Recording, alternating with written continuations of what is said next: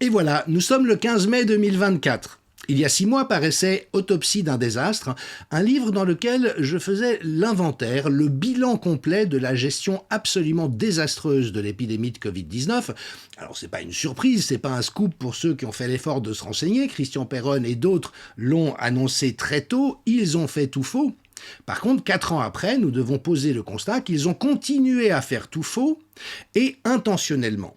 Les moyens mis à disposition pour diffuser une propagande mensongère et fallacieuse quant à la réalité de l'épidémie elle-même et des réponses imposées, plus les attaques et la censure contre ceux qui se chargent de rappeler quelques vérités oubliées au passage, ne laissent plus de doute, c'est intentionnel.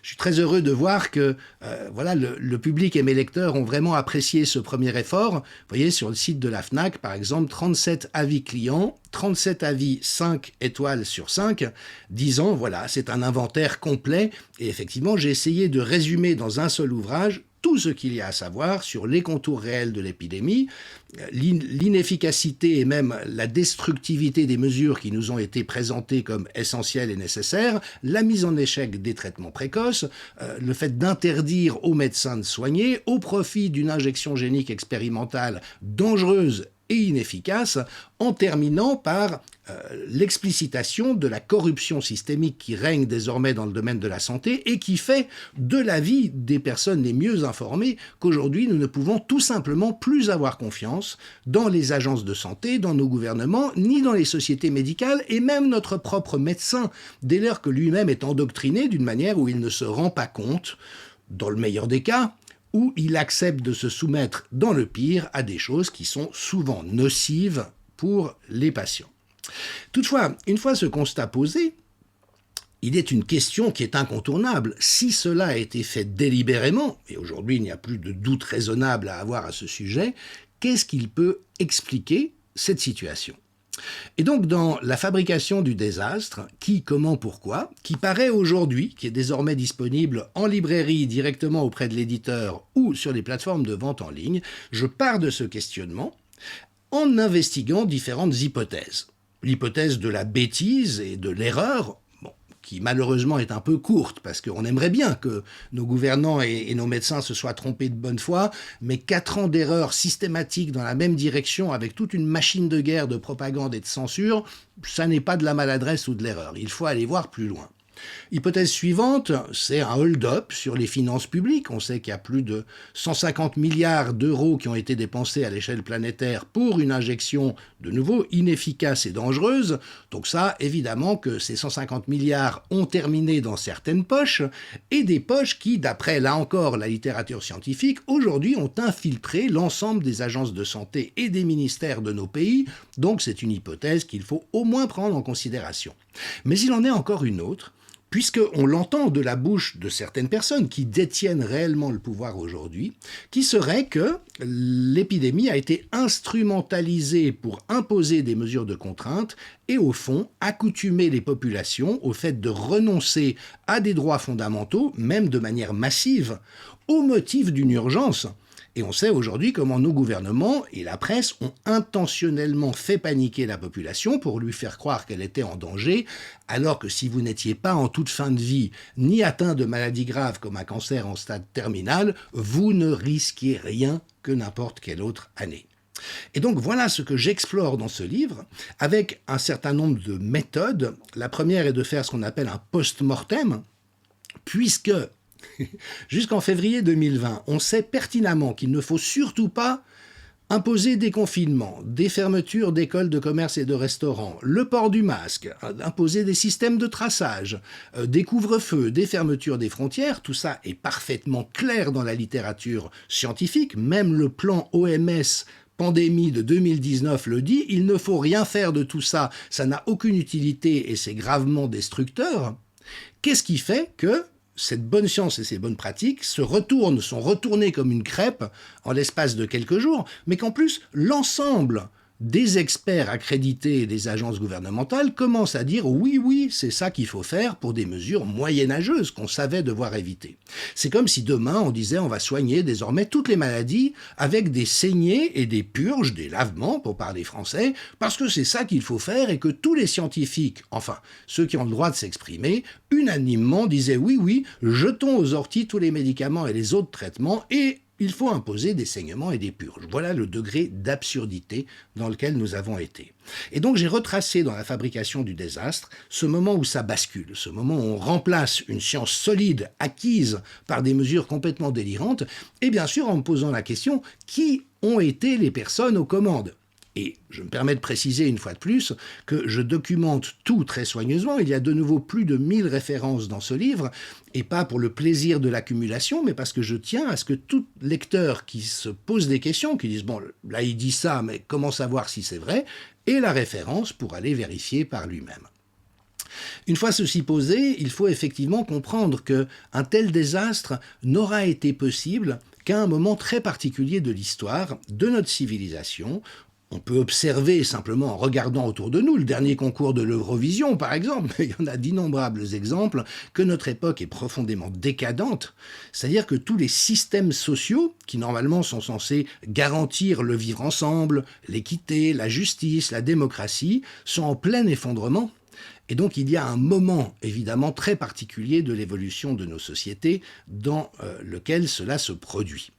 Ensuite, j'analyse comment cela a été rendu possible en rappelant une phrase de Corinne Lalo, admirable journaliste et grand reporter, qui a dit très clairement « Si les journalistes avaient fait leur métier honnêtement, rien de tout cela n'aurait été possible. » Pourquoi ? Parce que le fait de pouvoir imposer des mesures aussi absurdes et dommageables à la population aura dépendu du fait que la population soit systématiquement et massivement désinformée pour en venir à croire, par exemple, que le masque protégeait, ce qui n'était évidemment pas vrai. Le masque n'a jamais protégé contre les virus, ni même les bactéries, même en salle d'opération chirurgicale, pour ceux qui connaissent un peu ce sujet en détail.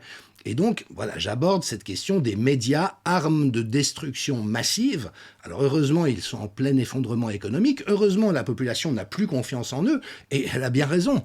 Mais voilà, je décortique la manière dont la presse a agi d'une manière profondément nocive, profondément scandaleuse sur le plan déontologique, mais également profondément illégale. Et évidemment que je souhaite qu'il y ait rapidement des poursuites pour que les gens qui ont participé à terroriser la population et l'induire en erreur en mettant sa santé en danger rendent des comptes devant les tribunaux.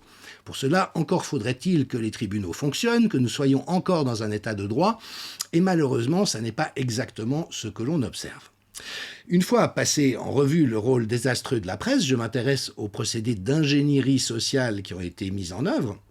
C'est-à-dire qu'il y a un ensemble de manipulations psychologiques à grande échelle qui ont été mises en avant par des boîtes de communication et des cabinets de conseil spécialisés dans ce registre, d'une manière dont on a pu voir l'efficacité sur l'impact que cela a eu sur l'opinion publique, mais aussi sur les opinions des gens autour de nous. Les gens ont sincèrement cru qu'ils étaient en danger de mort et que porter un masque allait les sauver, qu'il fallait absolument éviter de se faire soigner en attendant une injection douteuse. Et si les gens ont été convaincus, c'est parce qu'il y a tout un savoir-faire extrêmement puissant qui a été mis en œuvre que je détaille.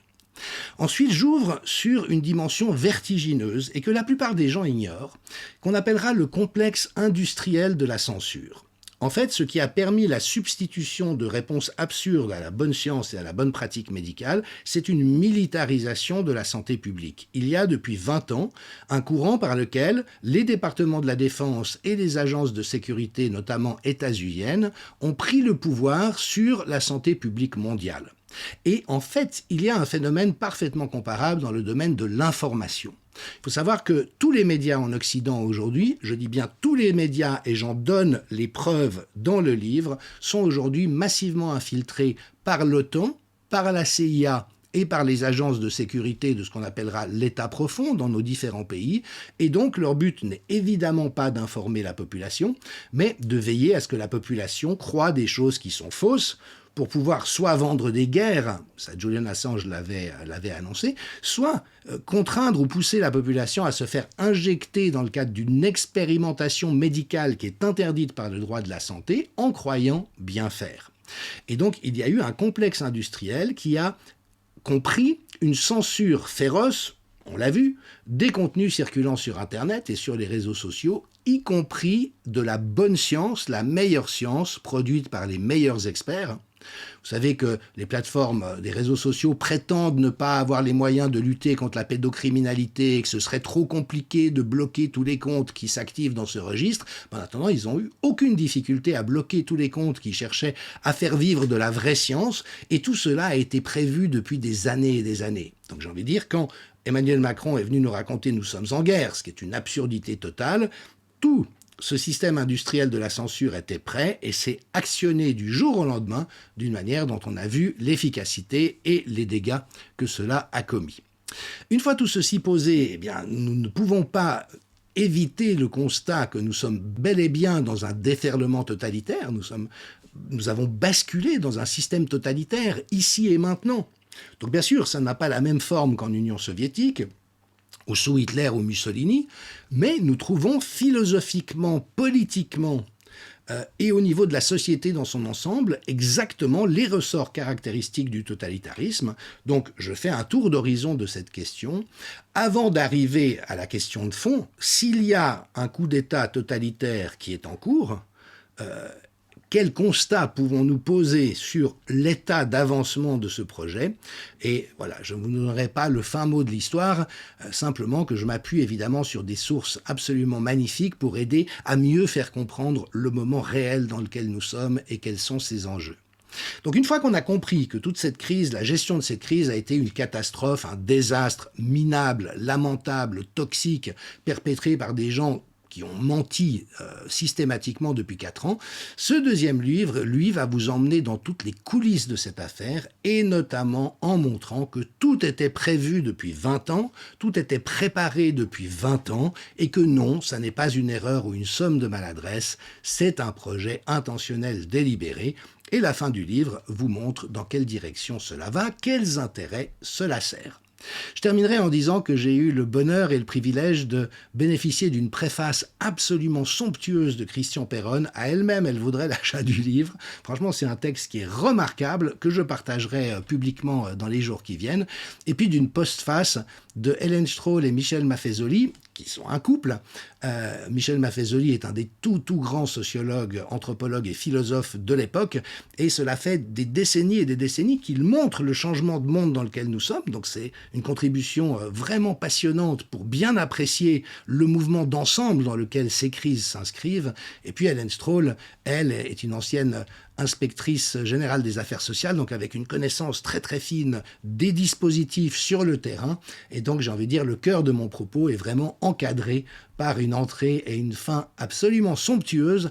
Donc, si ce sujet vous intéresse, n'hésitez pas, bien sûr, à acquérir le livre. Et puis, de toute manière, dans les jours qui viennent, je publierai un certain nombre de contenus en vidéo pour mieux éclairer ces différentes facettes que je viens de résumer rapidement ici. Donc voilà, j'espère vraiment que ce livre, qui est très dense et qui contient beaucoup d'informations qui sont peu connues à l'heure actuelle, aidera à faire évoluer la compréhension générale des choses, mais aussi de montrer les responsabilités écrasantes que portent ceux qui ont infligé ce désastre aux populations, c'est-à-dire à nous. Merci.